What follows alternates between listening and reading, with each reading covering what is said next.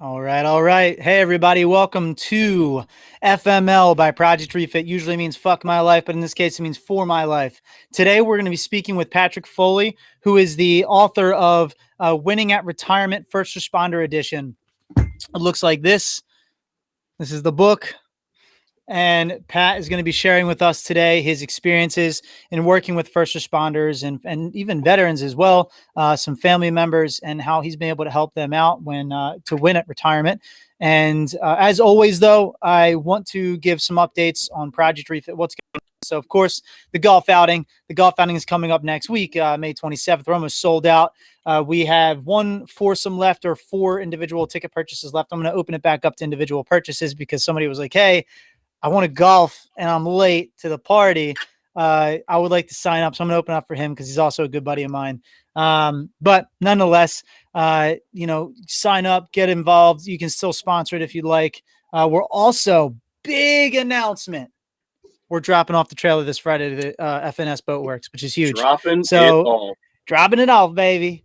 We're dropping the payload, and it is going to get built by F&S Boatworks. Going to shout them out as much as I possibly can. So F&S Boatworks is a custom yacht building company. They can also fix your boats and whatever else you need boat related. They also have gear that they're going to be selling. They're going to be putting our logo on it and giving us the proceeds from that too. So that's really cool.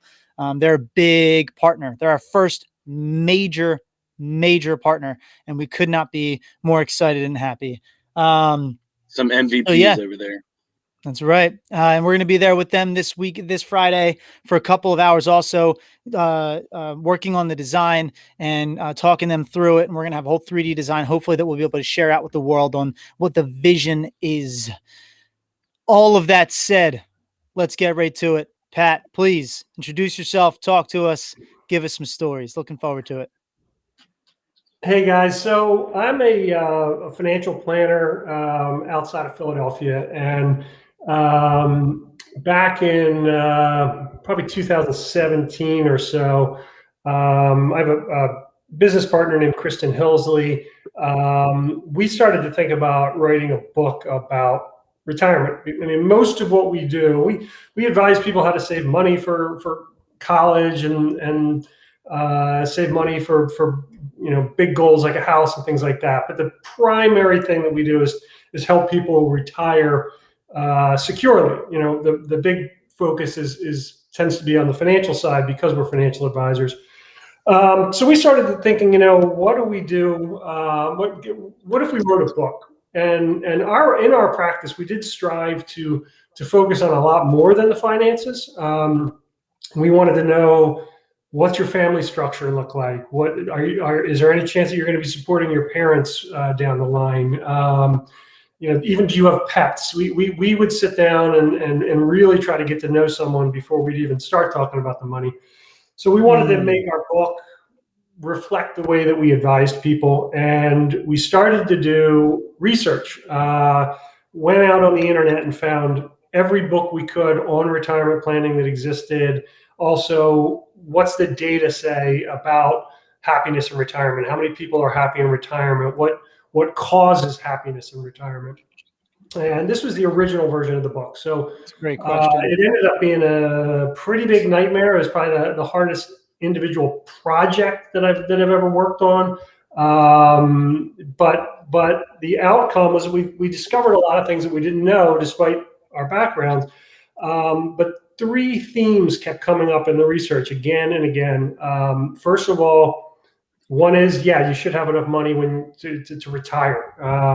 There is a correlation between happiness and money up to a point, and that really tends to be the poverty line or a little bit above that. And when you think about that, I mean, you guys advise people that are struggling, and that if somebody's not taken care of, their basic needs are not taken care of, their health, their food, their shelter, that's not a very happy situation to be in. No. So as someone accumulates money, their happiness rises up until the point that their needs are met. At that point, it becomes a little more complicated. There are people who have a ton of money that are miserable, and there are people that live much more modest lifestyles that are very, very happy. So the correlation starts to break down above the poverty line. And but the main thing was, is money adding to your stress? You could be super wealthy, but money is stressing you out because of your level of spending or because you're obsessed with it. If you're meeting your needs and you sort of whatever your spending is and whatever the money you have, making that match so you're not worried about money, you're going to be hitting one of the elements of happiness. Number two is health and wellness, and I mean this is pretty apparent. Again, when you talk about guys like you that are really trying to help people that are struggling with health issues, with particularly mental health issues, maybe any kind of lack of health is not conducive to being happy in any phase of life, but certainly as we get older, there's more and more challenges on the health side. So the book talks about exercise. The advice there is very clear. You should be exercising. The correlation between happiness and exercise is very strong, and in fact, it's a feedback loop. If you are exercising, you tend to feel better about yourself. If you feel better about yourself, you're more likely to exercise. So it's building that cycle. It's getting into a habit, building a habit. On the food side, it's more complicated because there's so many diets, and it's tough to say with all the variables that goes into a dietary situation. It's tough to say exactly what the best diet is. But as we looked at all the diets that are out there, the popular diets, there was an overlap there, which is that it's basically whole food based. So if you're eating paleo, you're eating Mediterranean, you name it, with all these fad diets or popular diets, and many of them have been shown to be effective. Usually it goes back to the idea of just, when you go into a supermarket, steer clear of the boxes and the cans, go to the produce aisle first, and then, to a lesser extent, the fish and the meat aisle. But non-processed foods. And again, there's a feedback loop to happiness and health and wellness there. Right. And the other element, and this is where it really started to resonate when we started work on the first responder book, was you need a reason to get out of bed in the morning. You need a sense of purpose that is driving you, because, and people tend not to think about this, whether they're first responders or in any walk of life. They're looking at retirement and they're thinking primarily, do I have enough money saved? Maybe they're thinking about health and wellness, but you got to think about how you're going to fill your time when you're sitting on the couch the whole time. You are not going to be super happy. And right. Even people tend to think, well, golf is the big cliche. We're just talking about your great golf tournament coming up. You can't just retire and play golf. I mean, I've seen people try it.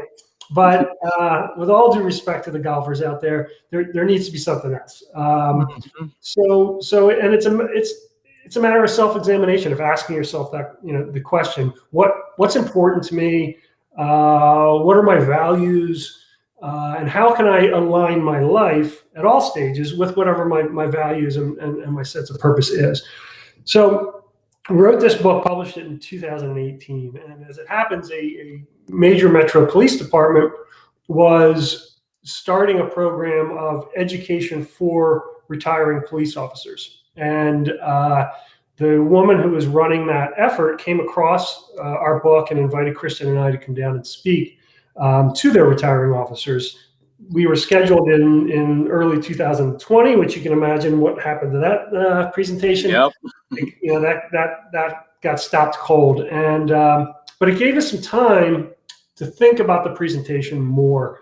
And I was really struck by the fact that we talk about when somebody retires from a high responsibility job or a high pressure, high intensity job. It's harder to retire.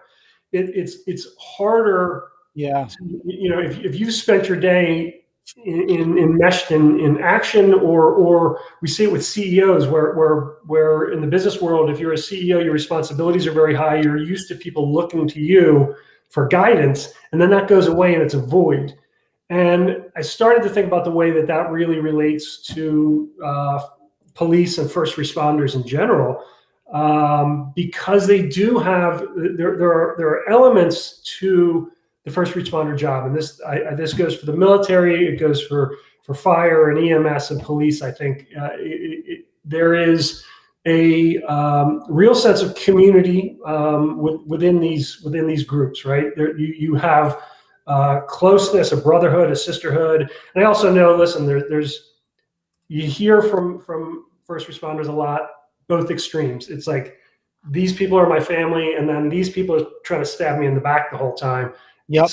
So nothing is absolute, right? But it seems to be intensified, I think, with the first responders, that you have, the camaraderie is I mean, it's a life. It's important, literally, to save your life, that you can trust the people that you're working with.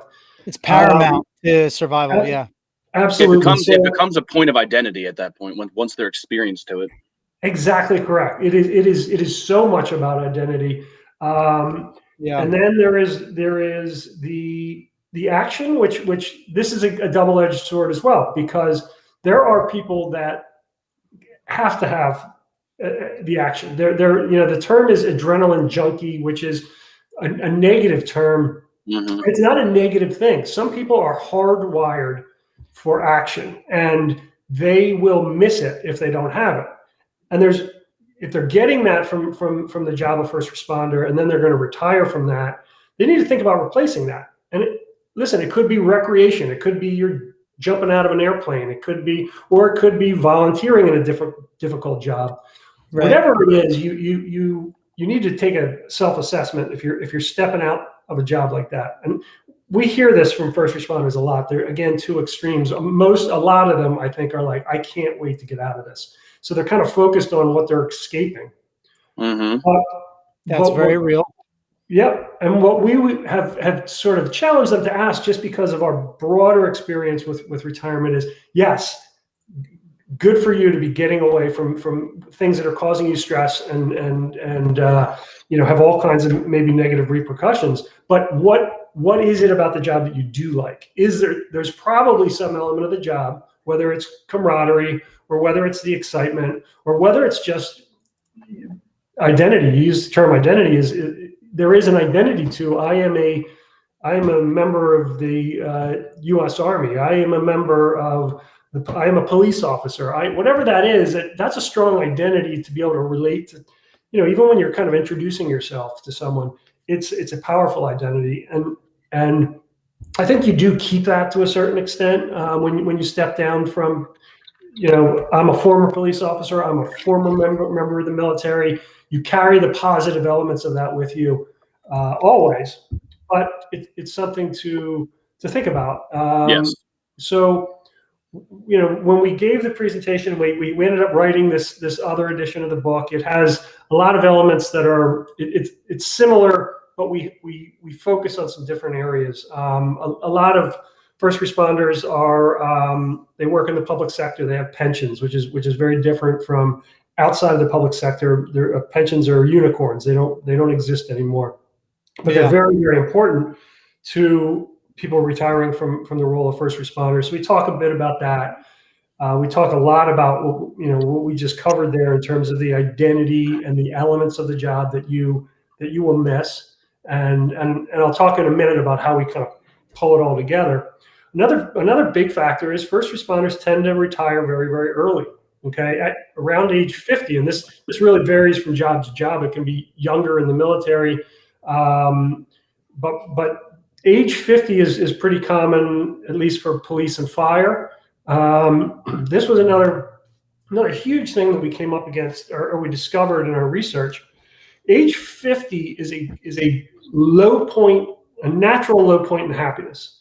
So, remember, our goal with the book is, how do you maximize your chances of being happy in retirement? What boxes should you be ticking? It turns out this has been studied cultures across the globe, and it shows up again and again and again in the research. We tend to be at age 20, around 20, we're at a very high point in happiness.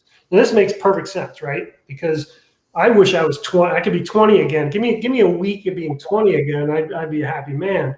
Right on. Yeah, I mean, we can picture that. Yes, we would be happy at age 20. You've got youthful enthusiasm, health usually, and the world is your oyster.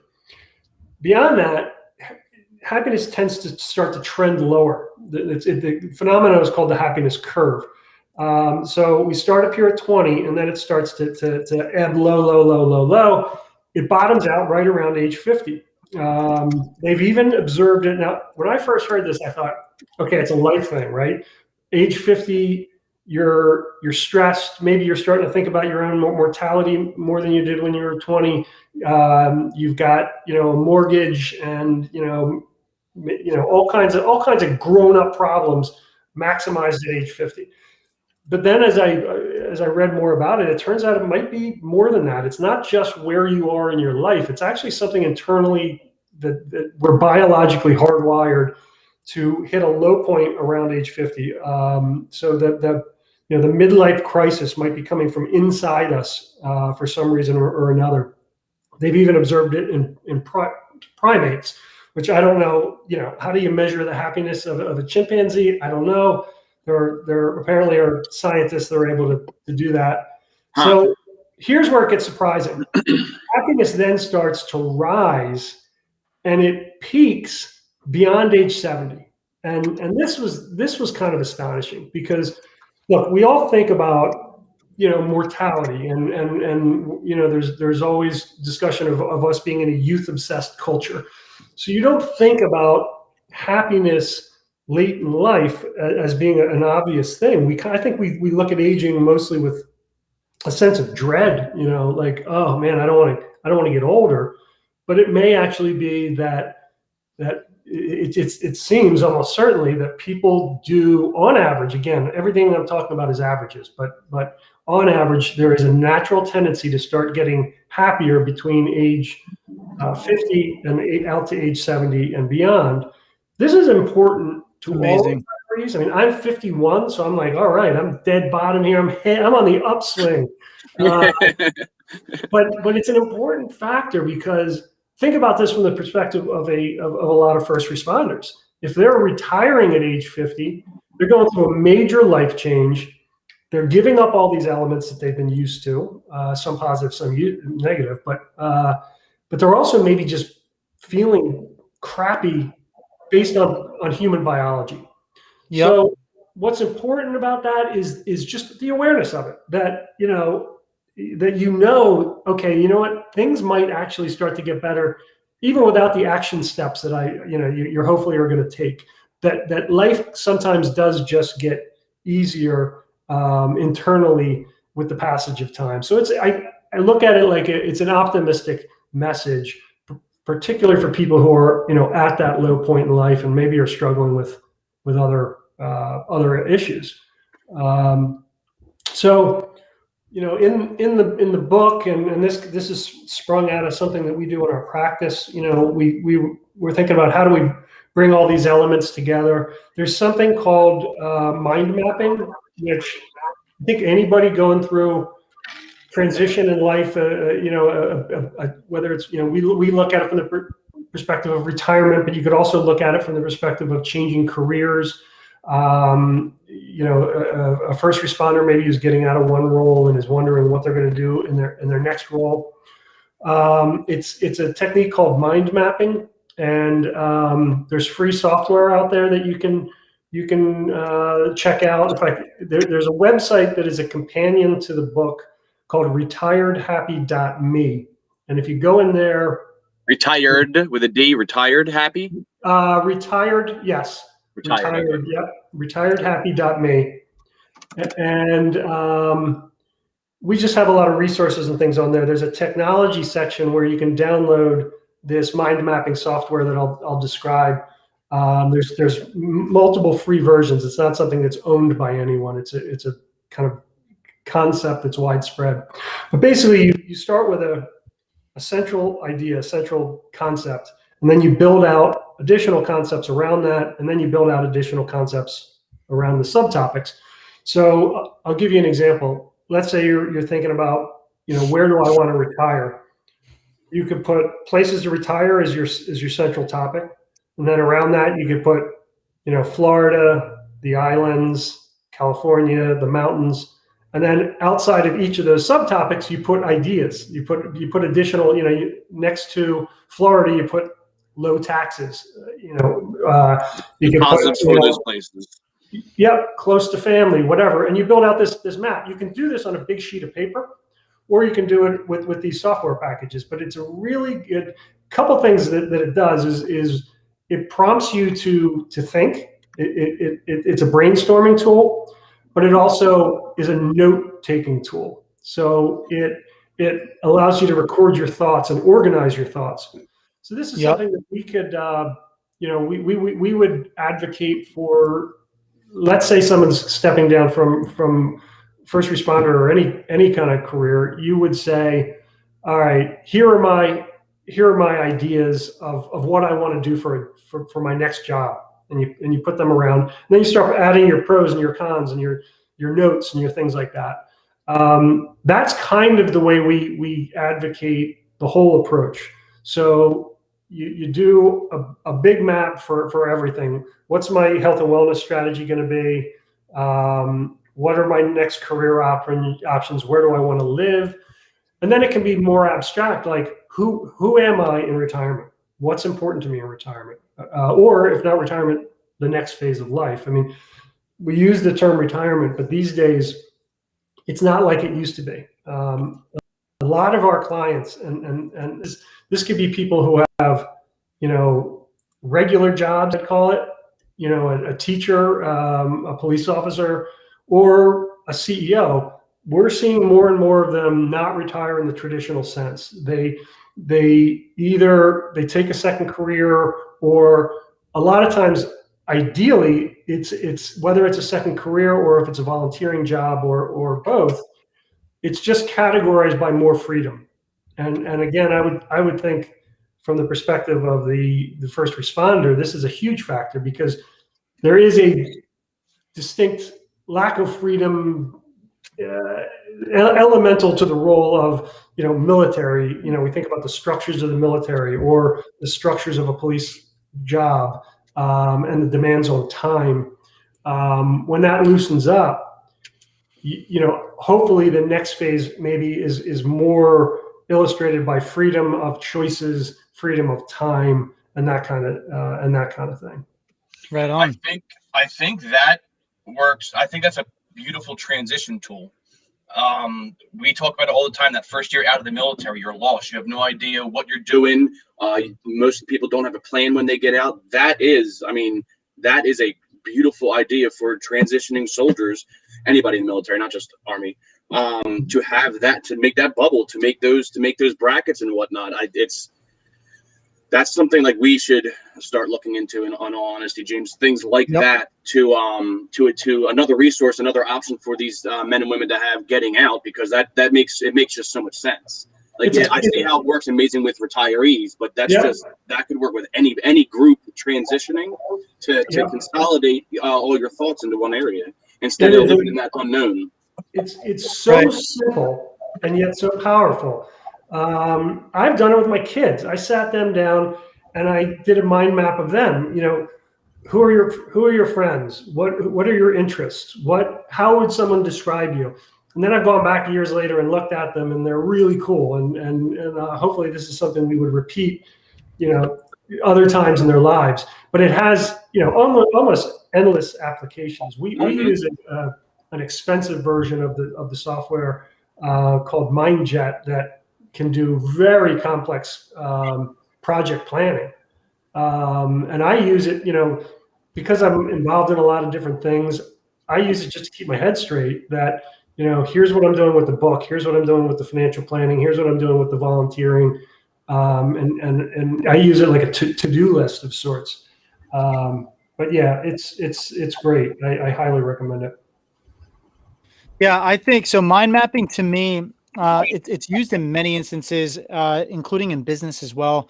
And even for politicians to find out it's such an effective tool for just organizing your brain, right? Not even tool, but strategy. I should say strategy more than tool, because tools are actually built around it specifically and only for that. And That is such a good idea and process to help like a first responder or a veteran or anybody to really plan out where they got to go. I absolutely love that Dan connected the transition out of the military and also the transition out from being a police officer, retiring, or firefighter, EMT, whatever it may be, into back in the civilian world. Because if you begin to do that planning process, now you'll have a much better time when you get out. And also, of course, you got to drop the idea of you're never going to be handed shit. So you better get a plan put together so that you can survive, because everything's pretty much handed to you. You know what I mean?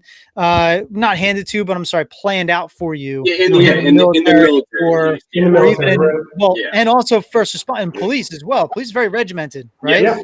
Like they know exactly when they're going to be, what they're doing, what their jobs are, what they have to do. The tests that they have to take to get ranked. It's very similar to military, but when they get out, what the fuck? What am I going to do now? How am I going to, they are so independent as police officers. They're so independent in their jobs.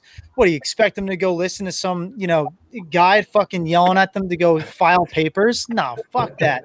A lot of police officers are never going to do that. They can't, you know what I mean? Like literally mentally, they can't do that. So planning out exactly where they can go next, I think is critical and crucial. And mind mapping is a phenomenal suggestion. And I'm happy that you cover that. I think we should push it even as like, even if you have a plan when you're getting out. I mean, it's a great idea for ACAP to even do, because the first, the first casualty of war is always the plan. So you may have a plan when you get out, but you can have a contingency, man, always. Yep. We could honestly make a template for it and just have it either downloaded through our app or just have it on our site. And people who want to start transitioning and mind mapping, they just pop that template in there and plug in what they or talk to any of us and see if we can't help them plug some shit in for them. Right, and like help them plan. I actually have a great example. I have a guy that I was just introduced to a couple last week, I think it was, and I'm helping. He's actually retiring in like August or September of this year from the military. And I told him to do flat out. I was like, first things first, I'm gonna let you know, don't expect shit. I mean it. When you get out of the military, nothing's getting fucking handed to you. He's not reaching out to you. Nobody's reaching out to you. That's a you thing. Exactly. So, and he's like, got it. He said, well, actually, he said Roger. And then I was like, all right, cool. So, and then I was like, this is the process we're gonna do to get your resume beefed up for what you want.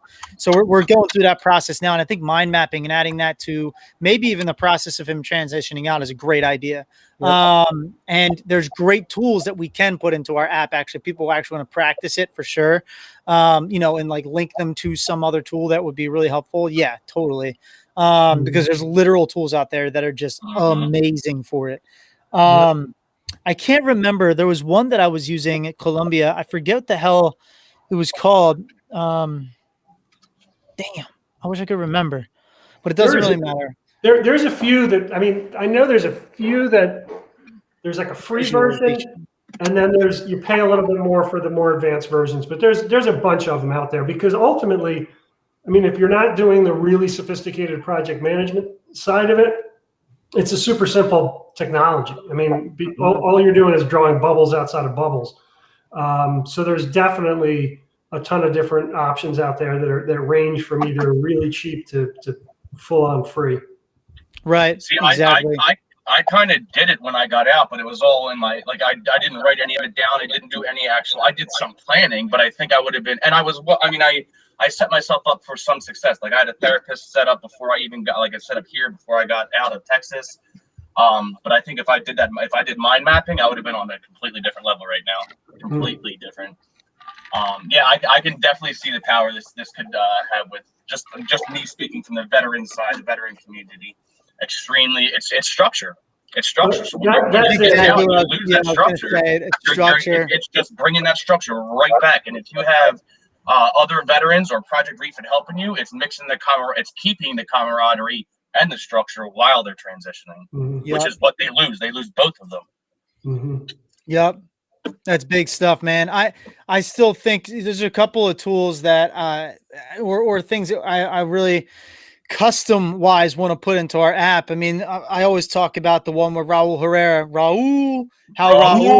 from Backyard Sports. I always got to give him a shout any chance I get, because I love that guy. He just texted me. Did he really? He's the man, dude. Literally a minute ago.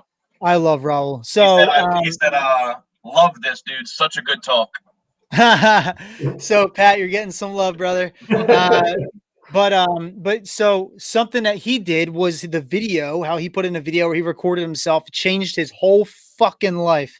And I still think that's one of those powerful and great ideas I've heard in a while for what we should do with our app. But also, connecting in this whole idea of mind mapping and finding the tools to get your brain logically thinking, to get you actually moving your brain in a position of thinking for yourself, because that's actually what I think is really missing a lot of the time. When guys are getting out, they're not thinking for themselves. It's hard for them to accomplish tasks like, hey, do this. And it's like, well, what do you want me to do exactly? It's like, I don't know, fucking figure it out. Just get it done. Accomplish this task. Just complete it. And it's really hard for those guys specifically, because police officers in the military, firefighters, like they know exact processes that they have to do, because it's actual life or death type shit. Right. Mm-hmm. There's they have to follow those tools and follow those processes exactly, because that's how they know for a fact that's how you avoid death. But everything else in civilian world, just fucking figure it out. Figure out your own process, your own way, because it's hard. What happens, I think, that, you're in this structured world, right? And then you step out into not only a less structured environment, but also just so many, it's now without structure. You don't know exactly what you should do next, but you have a lot of things you got to figure out, because, all right, you got to figure out the career element of it. Maybe you've got kids and you've got a lot of things that you got to deal with whether it's a wife and children or children or anything on the family side. There's going to be things going on in your family in many cases that you've got to deal with. Then there's the health stuff, maybe especially for somebody coming out of a military role, you might have a pretty major, rehab situation to be dealing with, physically, there could be mentally, there could be all kinds of things that you've got to deal with. And so you're sitting there and your head's like, literally, what do I do next? Well, step one is you start writing it all down, and then you've got your arms around it a little bit. And then within each element of it, you kind of say, okay, here's the thing I need to tackle next. I'm gonna wait on this, but I find, as someone who gets like scatterbrained and I'm not dealing with the pressures of a major life change, but I do deal with the pressure of just being like, oh shit, I have so much to do. What the hell am I going to do next?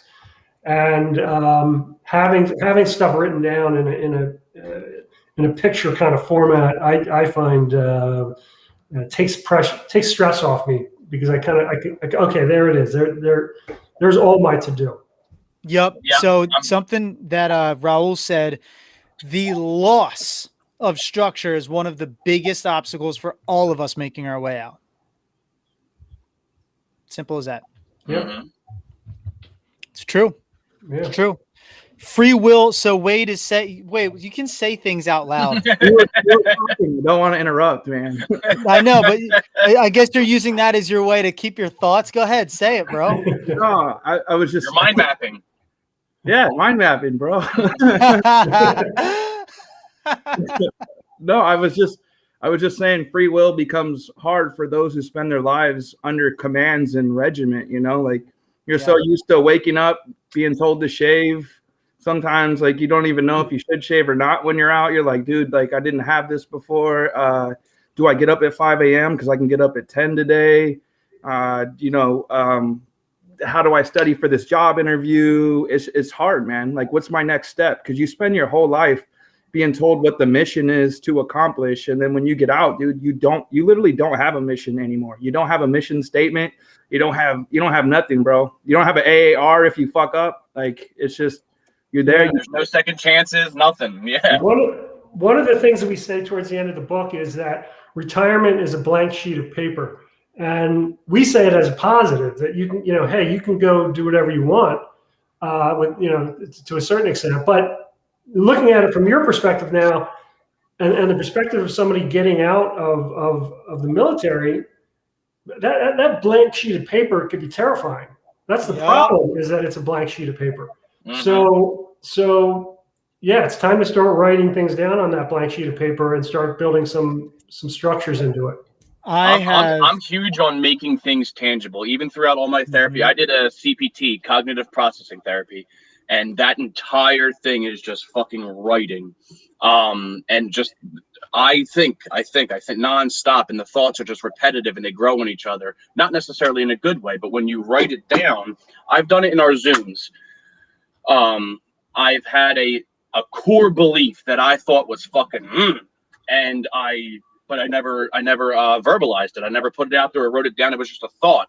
And when I set it on Project Refit, made it tangible, that's the stupidest fucking thing I've ever heard in my life. Why did I even think that? So, writing things down like that, you convince yourself. It's crazy how strong you're. If we're talking transitioning out of military or first responders, depression and all that, the mental health shit. It's crazy how convincing those things are. So writing it down and getting a second point of view, if you will, it really hashes that shit out. It makes you focus on the mission at hand, whether there is one or isn't one. You can tell what's credible or not, I guess. Okay, so this is what I'm going to say. All right, there's something that you said that I loved, Pat, and first off, you said there's no mission, right? So the people need to write, or I think Wade mentioned something about mission statement, right? There's no mission for that. You need to write your own mission statement. It goes along with what then Pat said about there's nothing, and that's an opportunity. Check this shit out. So I wrote this like 6 years ago, and I found 2 articles that I wrote in particular that I'm so happy that I found again. It's one of those moments where I you know how they say do something that you're going to be proud of 5 to 10 years from now or whatever. These 2 articles that I found are 100%. I'm so proud of myself. I'm so happy that I wrote them. So this right here, I say nothing is something. And when I felt like I was nothing, I realized that I'm still something. Nothing is a place where you can begin anything. Once you've reached a point of feeling as if you're nothing, you can be reborn into anything. You're limited to whatever it is you limit yourself to. Anything is possible. Therefore, it is possible. Nothing is something. Why believe anything else?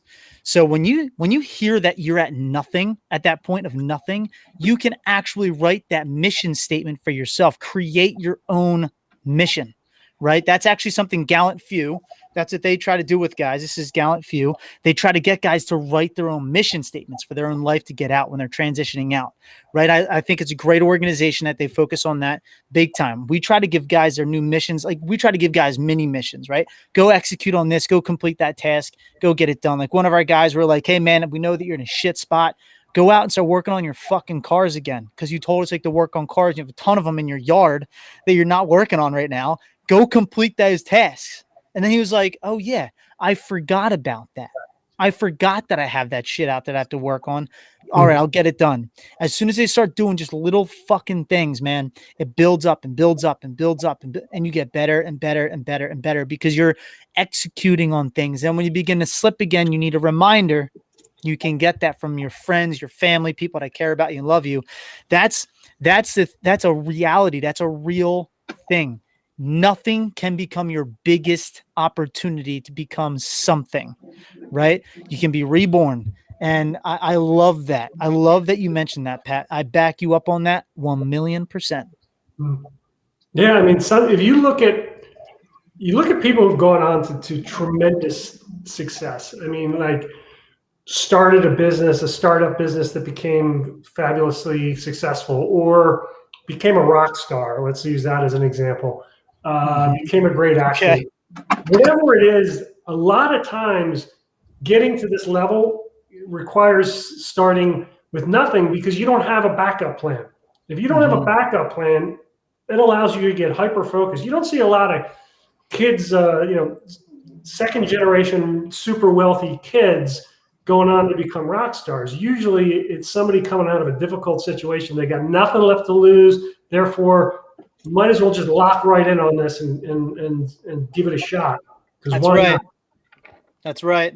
Yeah. Because as the Philadelphia Eagles said back in 2017, hungry dogs run faster. Yep. All right, Pat, it's that time. You know what I'm saying.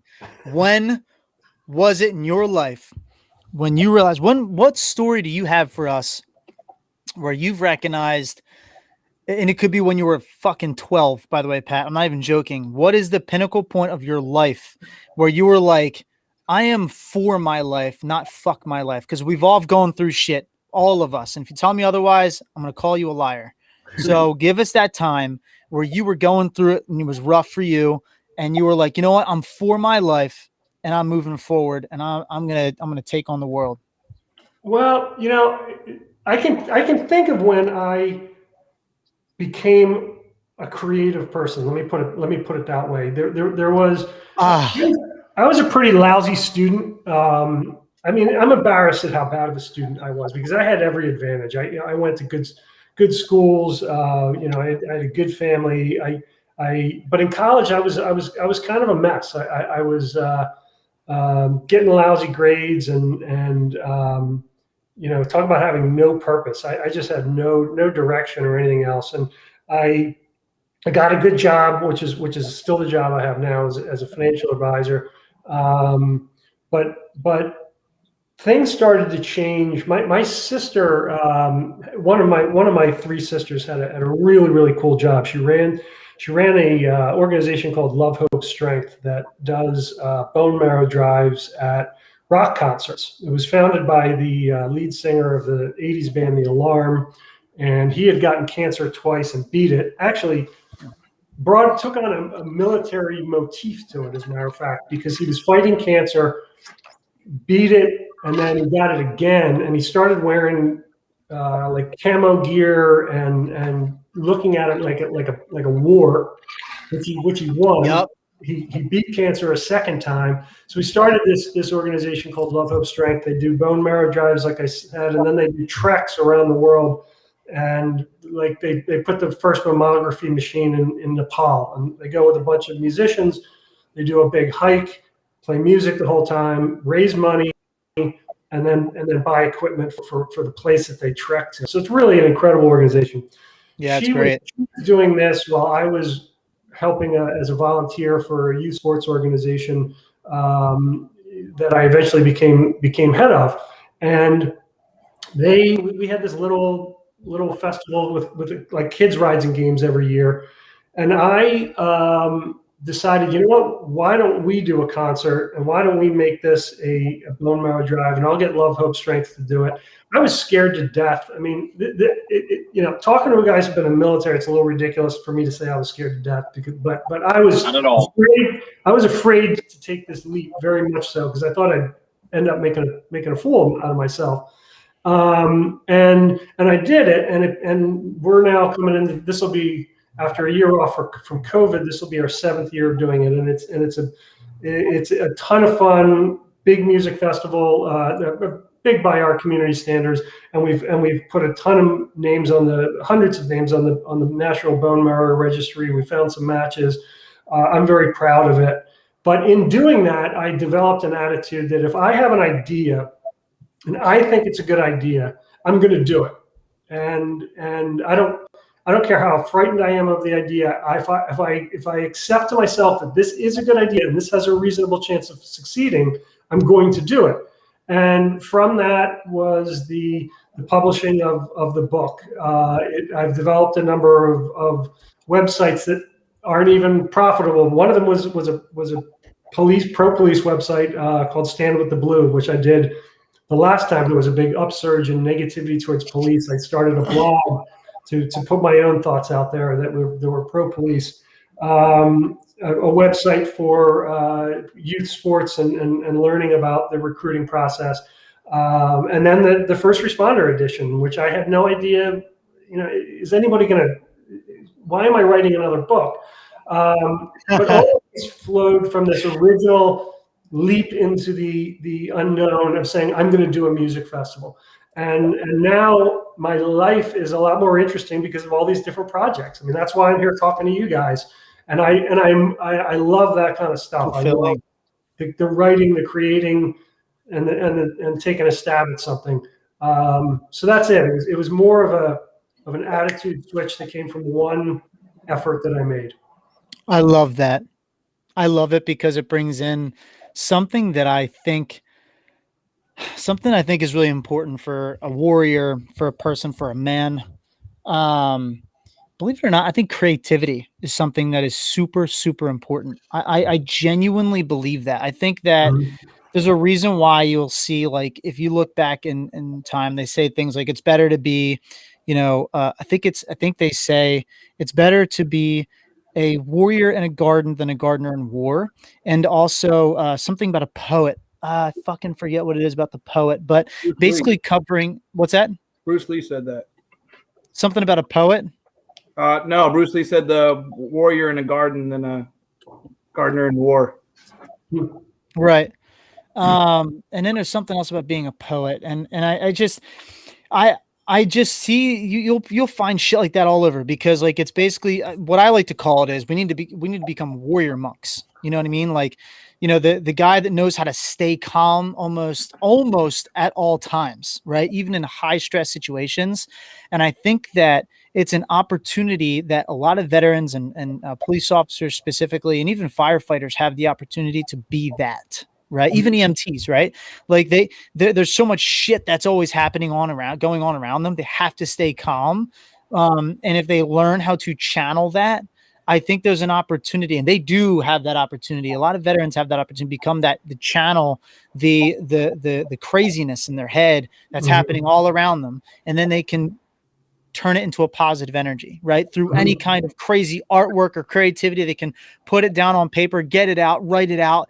I mean, someone that I think is a great author, he's actually using the chaos that's really going on in his head and putting it onto paper is through Smoke Pit Fairy Tales.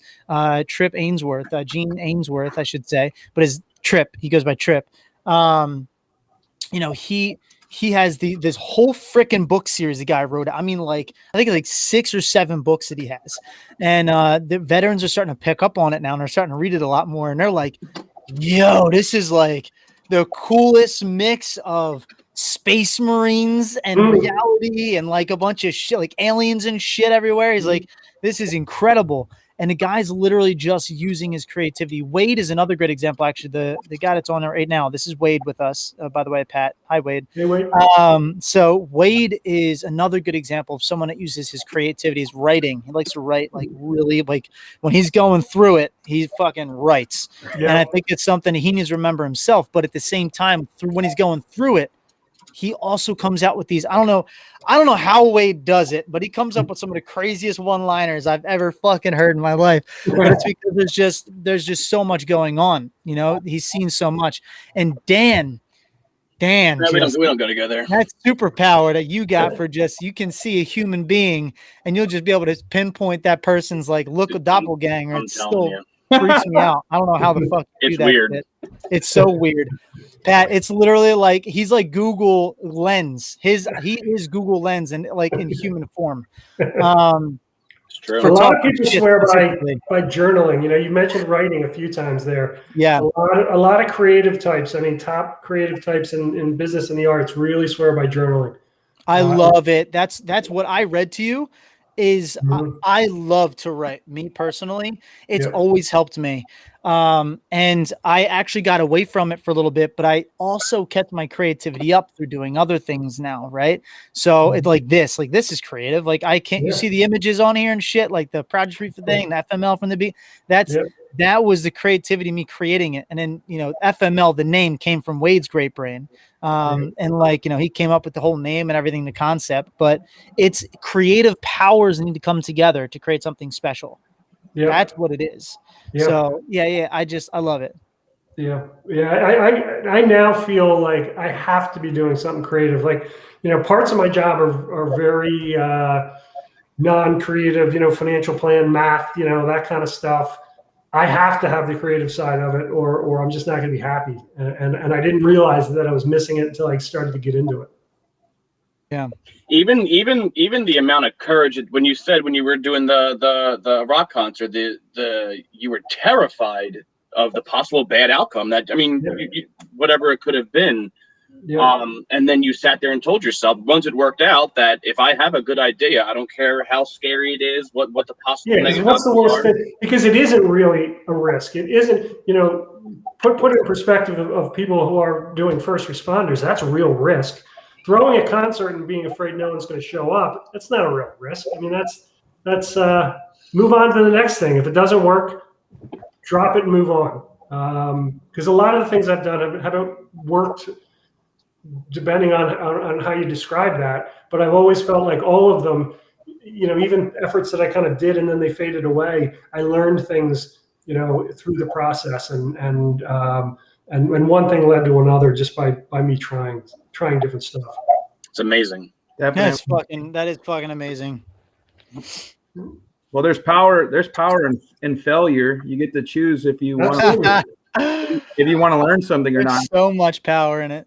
Yeah. There is. You're gonna, what is it? Like, you have to be a master at something. How many hours is it? 10,000 hours. 10,000 hours, yeah. Yeah. Can you imagine how many times you fail at your purpose and your goal before you get to be a master at it? Like, yeah, you get to choose. Like, I was just telling that's right, somebody the other day, like, I was like, we choose. There's power in pain. You may not understand it, but you get to choose what you want to do with that. Like, you could turn it into something good, or you could sit there and just, oh, woe is me, because I'm sorry, Wade. Go for it. Okay, my bad, brother. I didn't mean to do that, but you just got me all excited, man. Okay, so again, I apologize. I didn't mean to do that, but rocks, right? People talk about they throw rocks at light, right? So people throw rocks at whatever the glass house. Don't be a glass house kind of shit, right? But like, people also throw a lot of rocks at light so that they can block your light out and build up a rock wall or a rock pile or whatever the hell it is, and trying to dim you. So something I just thought of the other day is, man, like, all those rocks being thrown at you, and if you're a rock yourself getting covered up by all that, and there's just tons and tons and tons of pressure, that's when the people say, like, oh, all that pressure creates a diamond. You know what I mean? Like, you can become that diamond from all that pressure, right? The 10,000 rocks and 10,000 pounds of pressure being put on you at all times for 10,000 hours, right? 10,000 pounds, 10,000 hours, constantly trying to block you out, trying to keep you down. And you just feel it in your chest and your throat and your mind, your brain, everything. And then you just finally break free and you're just like, what's up? I'm here and I'm shining bright and I'm a clear diamond, right? Like, that's the shit that I like. I love that. And it's so painful, though. I'm going to tell you right now from my own experiences that for years I've been trying to do something like what we have now. Right. I'm not even joking you. I'm so grateful every single day. I told a guy today, I was like, I still can't believe I'm a part of this. I literally still can't believe that I'm a part of Project Refit, that it's growing the way that it is. And I'm one of the guys that started it, and I can't believe I'm a part of it. It's kind of, it's cool, man. And it's I'm honored to be around people like Wade, honored to be around people like Dan, honored to be around people like all the guys that we have, Chad, Chris. Like, Chris is one of my best friends since I was like fucking 17, but I love the kid, and it's so amazing that when you just take on that pressure, the absolute light that you can project if you allow yourself to break free, if you fight through that pain, just like Wade was just saying, like, you just break free, you break out. It's amazing what you can create and what you can become. No doubt. I just had to get that off my chest. Deep. I'm telling you, ever since I read my writings again, I'm just like, damn, let's go. I want to run through a fucking brick wall, man. Like, it's just the logic of it. I'm so proud of my 25-year-old self. The logic alone was spectacular. And I remember I was riding home on I wrote a book when I was on my way home there's a book on Amazon that I wrote about spray paint artwork that I was fucking around with when I was on my way. Like, I used to take the train to Columbia like every day during class, right? Like it would be 3 days a week. I'd be taking a train up there, like a 3-hour trip basically, right? And I mean, like 3 hours up and back, and like and doing schoolwork, and then doing my schoolwork on the way home, like whole day's worth of just doing school. And I would have a break of like 2 hours, right? And during those 2 hours, I would write. I would just, for some reason, it would be relaxing to just write, and I loved it. And there was so much time I had to think and plan, and it was such a great experience. And then I was like, fuck it, I just want to be out in the world. I know what I want to do. I just want to go do stuff. I want to help the world. That's what I want to do. So yeah, I mean, I'm grateful for even the pressure of time being just what felt like hours, and now it's a blink of an eye now, you know. But like when you're on a train for so long, you're like, oh, I'm wasting so much time. I didn't want to waste time. That's the thing. I didn't want to waste any time. And so I would just write, and I would just think, and I would plan. So I don't know. It's awesome. Yeah. I'm so grateful for that. Oh man. Anyway, so this is great. Honestly, I'm not joking you, Pat. This was great. Like, this was an awesome conversation. You brought a lot of knowledge. You literally brought so much knowledge. You just jam-packed a ton of knowledge into this. You gave us a time where you told us you had a moment in your life where you were completely lost, where you were young, and actually to cross the boundary between citizens and or civilians and vets. Let me put this out there. I'm going to take a guess. You were 21, 20, something like that. When you were 21, 22? Well, that's when I got out of college and I was completely directionless. Yeah, sure. Early okay, 20s. Cool. 21, 22. Veterans, when you're leaving the military, you're about 24 to 30. You are still very normal. It might feel like you're many years behind, right? You feel like you're tons and tons of years behind everybody else. You come home from your service, and all your friends have houses and careers and families and babies and whatever the fuck else. And you feel like you're really behind. All that shit, if you just think about it, all that shit doesn't matter. Just focus on getting your education and everything else, because all of your experience in the military, when you get your education, you really plan it out and you mind map shit out, you're going to be way ahead. You're an arrow pulling back the arrow. And once you let yourself to be released, you're going to be great. You're going to be totally fine. You're not behind. You might be directionless. That's normal. That's normal. Just like Pat felt when he left college. He was directionless, had no ambitions really, didn't know what he wanted to do, and then he found it. You just got to keep searching, keep drudging, drag that shit through the mud, and you will find yourself. You will find what you need to do. I promise. So, Wade, speak up. Sorry.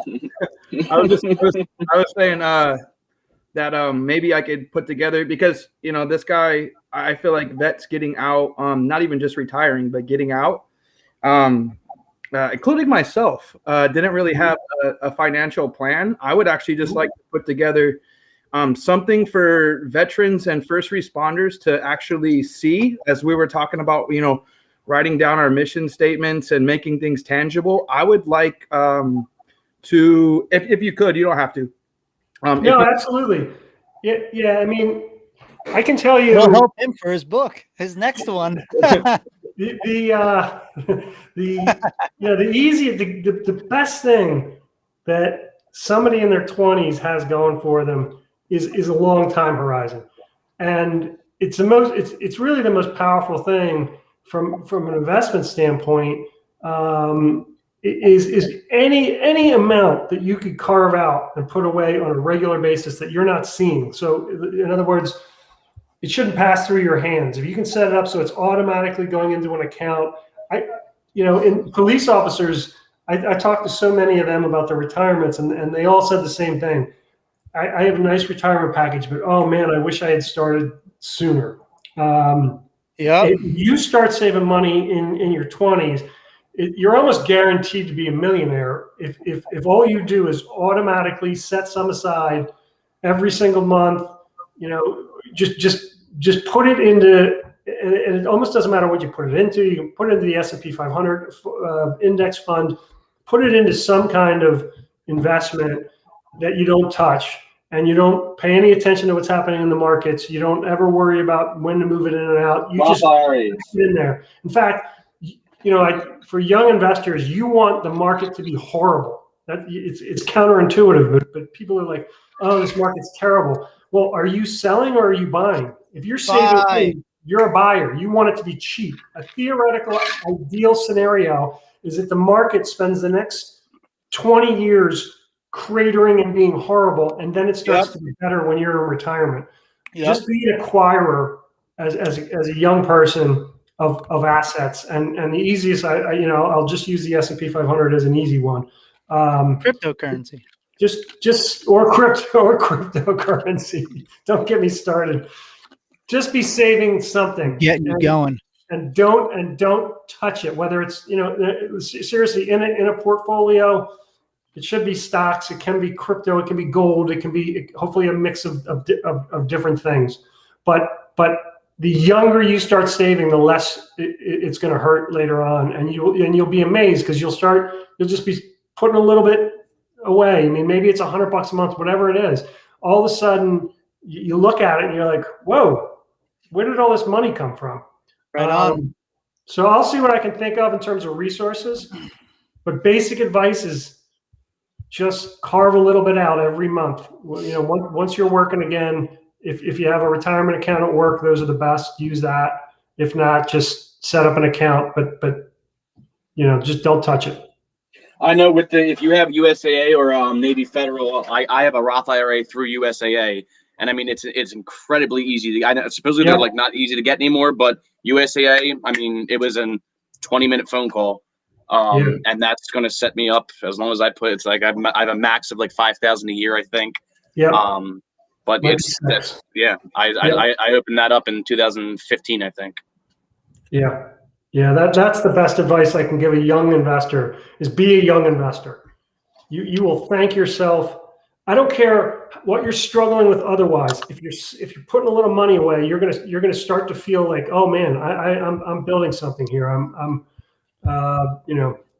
put that on your mind map. Is you need to start your saving. I think too, we need to look at that word investment and also recognize that investment isn't just money. And sometimes it's what are you investing in yourself, like education wise. So I can tell you right now that one of the skills that I'm developing, that I have been developing, is how to make my own money, right? Like I'm learning how to build. Wade, Dan, all of us are learning how to build a business right now. It might be a nonprofit, but let me give you something. A nonprofit and a corporation, there's no difference. There's none. I'll tell you the only difference that there is. We have to put our money towards programs that are actually helping guys out constantly, right? But that's it. We have to create one day. We're going to have a program that we charge someone for, services, things like that. We're going to have to charge for, right? And I have some ideas, but the bottom line is for a nonprofit and a corporation, the major difference is taxes. That's it, right? We're learning how to build a business right now. We're learning what execution is. We're learning what advertising is. Wade was just saying today, hey guys, like I want to do like different ads for FML. I want to run stuff throughout the week to get people on here to get them to share. That's marketing. That's what a fucking business. We're building our own skills here. It's amazing. It's actually, again, this is the coolest shit ever. I love being a part of this. This is literally, we get to do, really cool stuff. And we're building a real business out of this, a real nonprofit that's making money and that people are literally living and dying by, right? Like we're living for it, right? And we have a slogan that people are fuck yeah, Project, let's go. You know what I mean? Like no longer fight alone. Like I believe in I had a guy literally, great example. Here's a great story. This just happened. Okay. This guy, Ken, he's a civilian. All right. This guy, Ken, he had a conversation with me 2 weeks ago and he says, hey man, like, I don't know what to do. Like if I can help out, but I was like, hey, can I challenge you that if you see somebody struggling on social media, reach out to them. 2 weeks after, literally this week, only a couple days ago, he has a whole group chat he put together. Hey, this guy's struggling and I want to help him. How do I do it? And I was like, what did you say to him? He's like, I just asked him how he was. Like, you just helped him. Now ask him even more. Like, ask the guy to just talk to you and see what he actually, it might not be an emergency situation. Don't blow this shit out of proportion. This guy might just need to talk.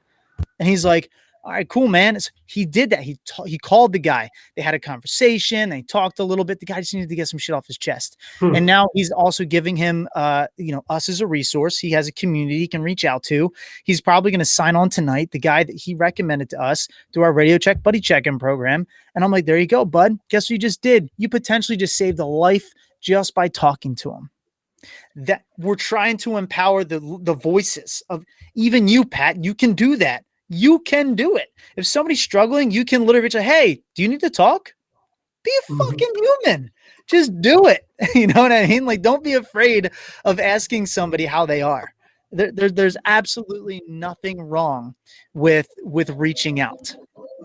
So that's what I got to say. That's what we're doing effectively and efficiently. So I don't know. That's it. That's all I want to say. Awesome.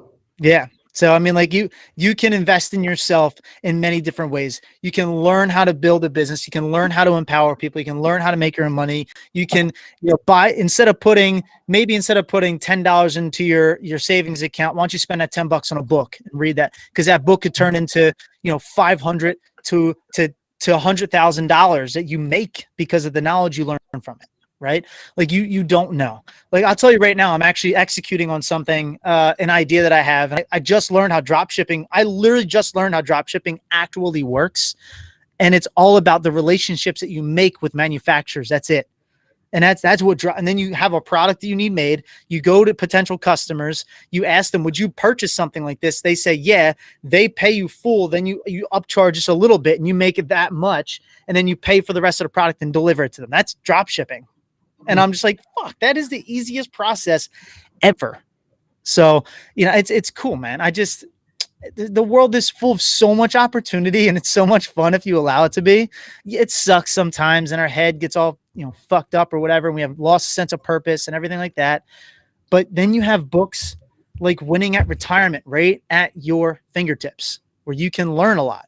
And that's what you brought to us today, Pat. And I can't thank you enough for that, man. All the knowledge you brought to us and the things that you shared with us. And I really do appreciate it a lot. And I know that there has been probably I think we probably had 40 people that have come through so far, like intermittently throughout the whole time. I'm sure that even the little bit of snippets that you dropped for them, they learned something. And I cannot thank you enough. And then it's going to reach out to even more people as we share it and all that kind of stuff. And so thank you very much again. Thanks, and James, thank you everybody. Yes, thank you. Yep. For Appreciate real. it, Thank guys. you. Yeah, no problem. Thanks. And so we're a little over. I see we're at an hour and almost 8 minutes now. So I do have to cut this thing short, but seriously, it was great. It was a great conversation. FML usually means fuck my life, but by Project Refit, it is for my life. We're trying to change those negatives into positives. We're trying to flip the narratives on as many negative thoughts as you possibly have, and as we possibly can, I should say, to get rid of that shit. And no longer fight alone. We're here to be with you. We're here to help you as much as possible. This is Wade, Chad, Dan, me, Chris, all of us here at Project Refit, and everyone else are always here and ready to help you guys out. And with us today, we have Patrick again. Thank you so much. Thank you, guys. Keep up the good work. We'll do. And we'll probably have you on again in the future to get some updates or anything like that. I mean, anytime you want to jump on with us, please let us know. If you have a new book that comes out that's just for veterans, let us know. If you have a book that comes out that is, just in general, you just wrote a whole new book. If you wrote Talking Shit on Cryptocurrency, I want to read it because I like crypto. And I would love to talk about that sometime. But yeah, that's it. Thank you, everybody. Have a good one.